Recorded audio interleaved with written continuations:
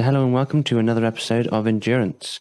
This one is titled Take a Breather, which basically means take a break, have a moment's rest, get some R&R. And it's very important in exercise that we do take a breather now and then. We make sure that we have plenty of time to rest and relax between exercising. And it's the same in our spiritual walk. We need to ensure that we have times to rest. We can't constantly be working and labouring. We need to make sure we get times for rest to allow ourselves to recover and recuperate. And so Stephen's going to open up this topic for us and help us to understand just what that looks like, both in exercise and in our spiritual journey. How do we take a breather in the right way? And how do we make the most of those times we take a break? And also, what does that mean from a biblical perspective? Obviously, if you want to keep up to date with all that we produce, including Endurance, you can sign up to our newsletter by going to www.berrybunch.family. Enjoy this episode. I'm Nathan. You can't win if you are not willing to lose. #Speak Truth.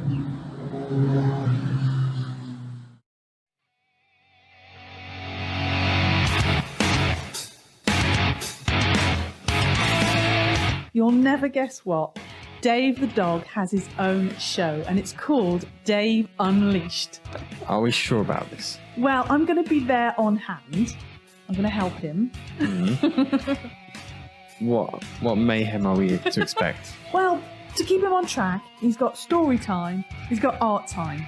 So, and I'll be there to help him. What could possibly go wrong?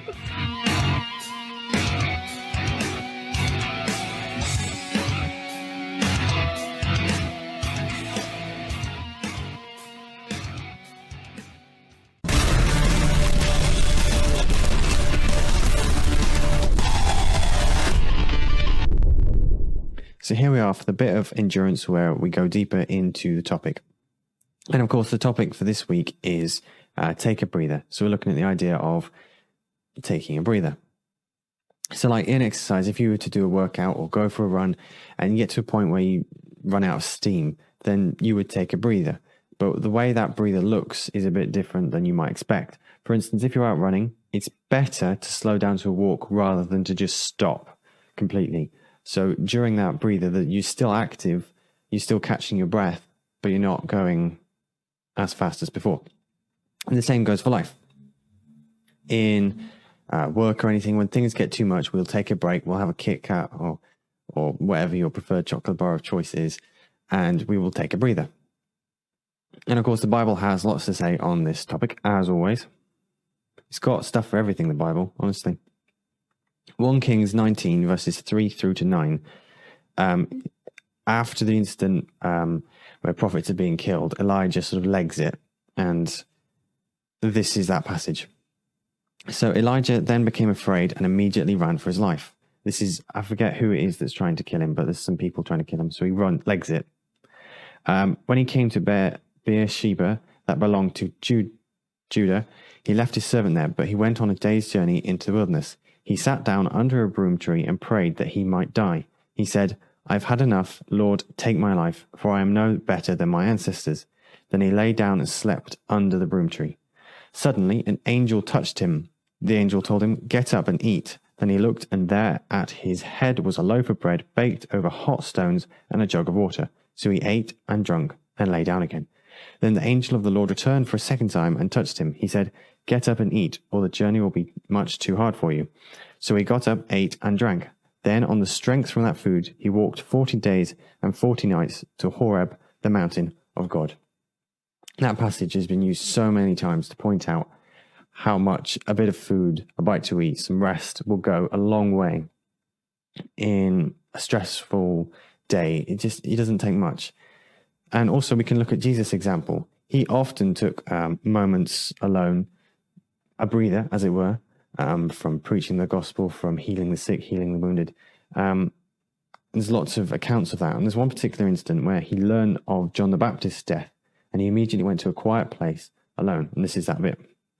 When Jesus heard about it, he withdrew from there by boat to a remote place to be alone. When the crowds heard this, they followed him on foot from the towns. When he went ashore, he saw a large crowd, had compassion on them, and healed their sick. So his breather wasn't very long. It wasn't long before he had crowds following him, and he had compassion on them. It's interesting to note that a breather isn't very long.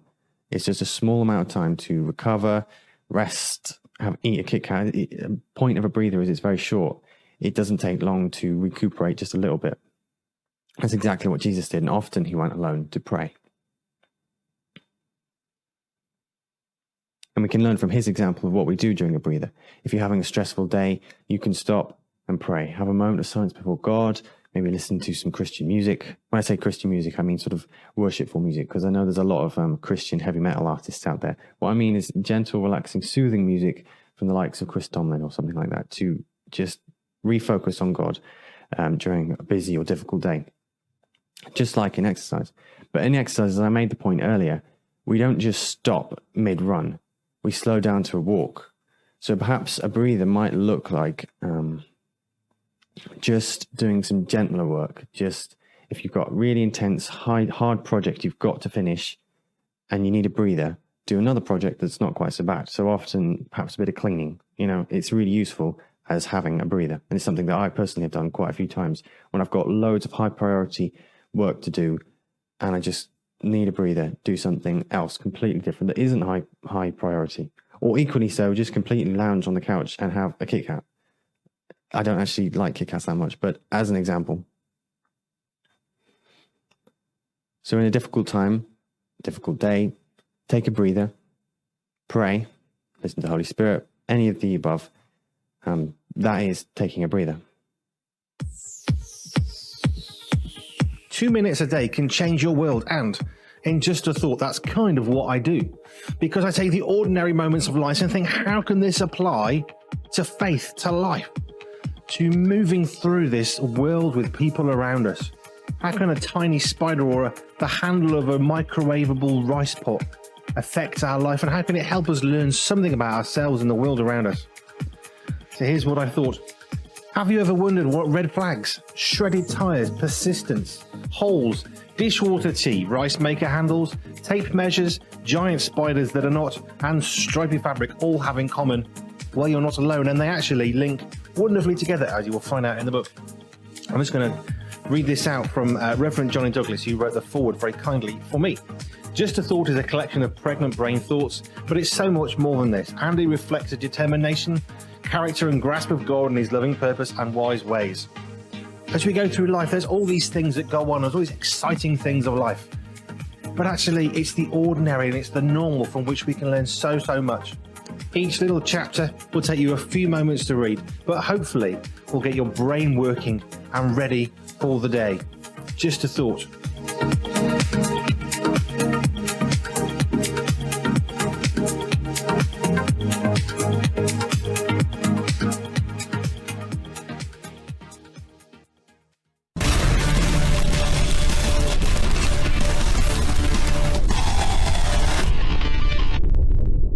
Okay, so now it's time for me to ask Stephen some questions about his talk. Is it? Well, why do we do this? Why must we do this? Do you have to ask me questions? I could ask you questions just as easily. Yeah, but I didn't talk about the subject. What's that got to do with anything? Well, it's important to interview the person who's spoken to make sure we clear up any points they may have missed or perhaps could have gone into more deeply. That's a very, very strong argument. I can't argue with that. And there you are. You see, that's why I do the interviewing.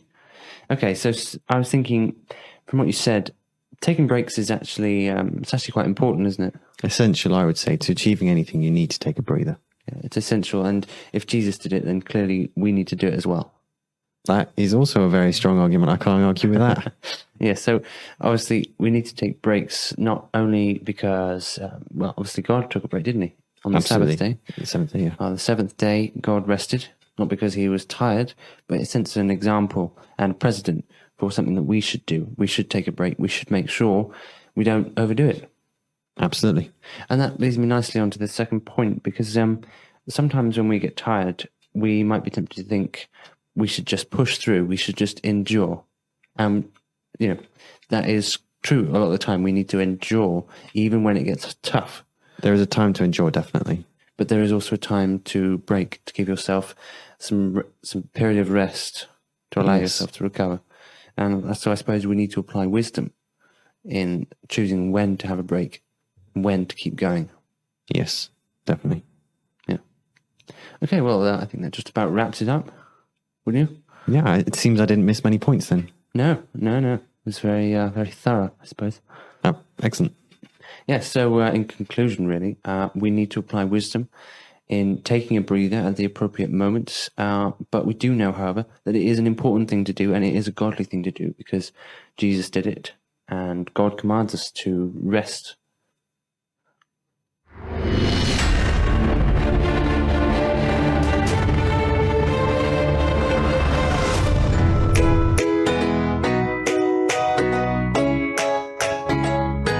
There are many ways to keep in touch with the Berry Bunch.